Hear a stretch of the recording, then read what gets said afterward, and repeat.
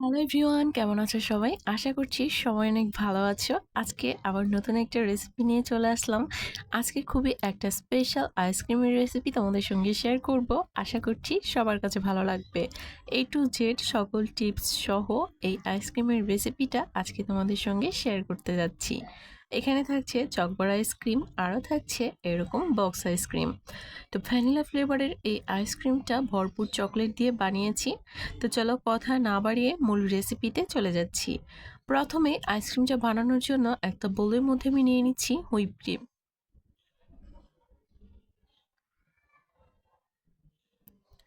আমি এখানে তোমাদের ক্রিমের মাপটা বলছি না, তার কারণ ক্রিমটা তোমরা যতটা পরিমাণ নিতে চাও ততটাই নিবে। তো এখানে আমার মোটামুটি ছিল, ধরো এই প্যাকেটের 3/1 পরিমাণ ক্রিম ছিল, সেটা আমি নিয়েছি। তোমরা চাইলে কাপের মাপে নিতে পারো। খুব ভালোভাবে ক্রিমটাকে প্রথমে বিট করে নিতে হবে।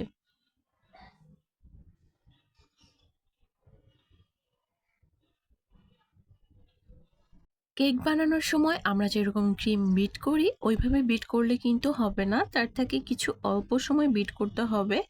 এটা যেন একদম ক্রিমের মতো হয়ে না যায়, সামান্য একটু লিকুইড ভাব যেন থাকে।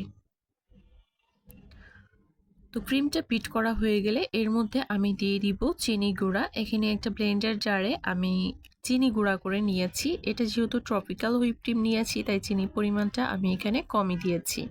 চিনি দিয়েছি 1/4 কাপের মতো। অন্য কোনো হুইপ ক্রিম নিলে কিন্তু চিনির পরিমাণটা বেশি দিতে হবে। এখন আরও একটু সময় আমি একটু বিট করে নিচ্ছি।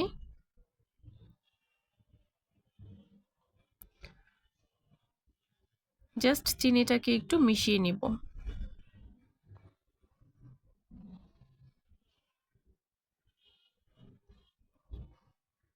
আমি এইখান থেকেই কিছুটা পরিমাণে ক্রিম উঠিয়ে রেখে দিব।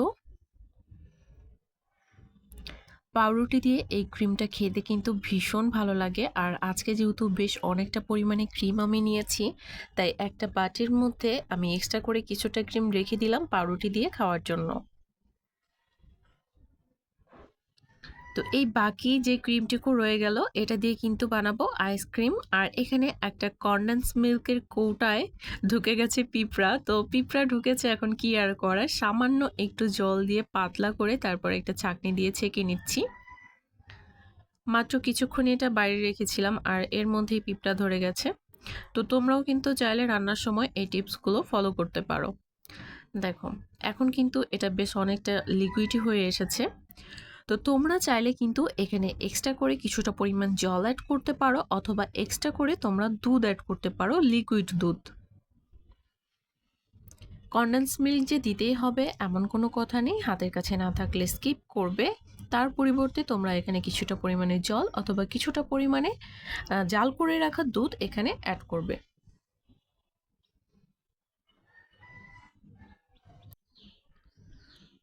আমি ক্রিমটা একটু তোমাদেরকে দেখিয়ে দিচ্ছি, দেখো এটা কিন্তু খুব বেশি লিকুইডই হয়নি। তোমরা চাইলে আরও কিছুটা পরিমাণে লিকুইড করতে পারো। আমি এর মধ্যে দিয়ে দিচ্ছি ভ্যানিলা এসেন্স। প্রায় 1.5 চা-চামচের মতো ভ্যানিলা এসেন্স দিয়ে দিলাম। ভ্যানিলা এসেন্স দেওয়ার কারণে কিন্তু খুব সুন্দর একটা ফ্লেভার পাওয়া যায়, খেতে ভীষণ ভালো লাগে। তবে ভ্যানিলা এসেন্সটা যদি হাতের কাছে নাই থাকে সেক্ষেত্রে তোমরা স্কিপ করতে পারো। খুব ভালোভাবে আমি একটু মিশিয়ে নিচ্ছি।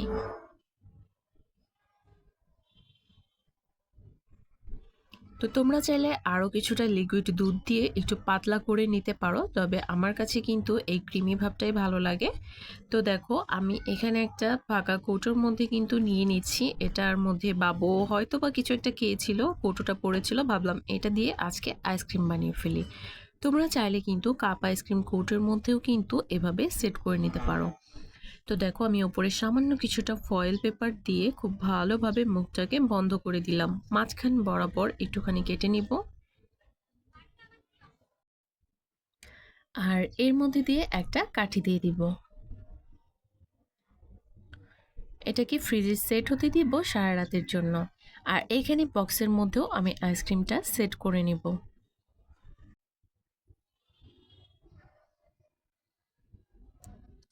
দেখো কত সুন্দর আইসক্রিম।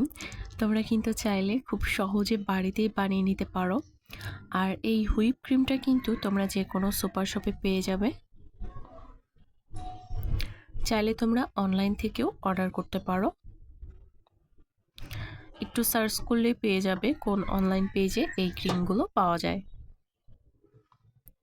তো সারা রাতের জন্য সেট হতে দিয়েছি, আর এটা হচ্ছে পরের দিনের ভিডিও। তো এখানে আমি কিছুটা পরিমাণে ডার্ক চকলেট নিয়েছি। তো চকলেটটাকে মেল্ট করে নিব। আর এখানে দেখো আইসক্রিমটা কিন্তু এখন খুব ভালোভাবেই সেট হয়ে গেছে, মানে জমে গেছে।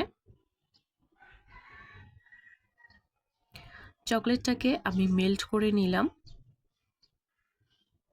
এখনো কিন্তু এটা বেশ অনেকটা গরম আছে। তো আমি কিন্তু আর ওয়েট করতে পারছি না, এই গরম চকলেটের মধ্যে আইসক্রিমটাকে দিয়ে দিতে হচ্ছে। তো তোমরা চেষ্টা করবে চকলেটটা যখন ঠান্ডা হবে সেই পর্যায়ে আইসক্রিমটাকে দেওয়ার। আইসক্রিমটা দিয়ে কোট করে নিবে, সেই ক্ষেত্রে দেখবে খুব দ্রুতই উপরের অংশটা শক্ত হয়ে যাচ্ছে আর একদম পারফেক্টও হবে।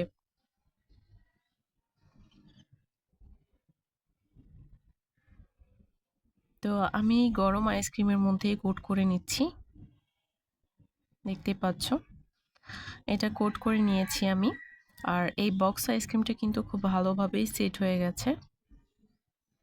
আমি এর উপরেও একটু বেশি করে চকলেট দিয়ে দিব, মানে চকলেট গানাশ। আজকে আমি চকলেট ফ্লেভার আইসক্রিম বানাইনি, বানিয়েছি ভ্যানিলা ফ্লেভার, কিন্তু ওপর থেকে চকলেট দিয়ে দিলাম কারণ এই দুইটা ফ্লেভারই কিন্তু আমার অনেক বেশি পছন্দের।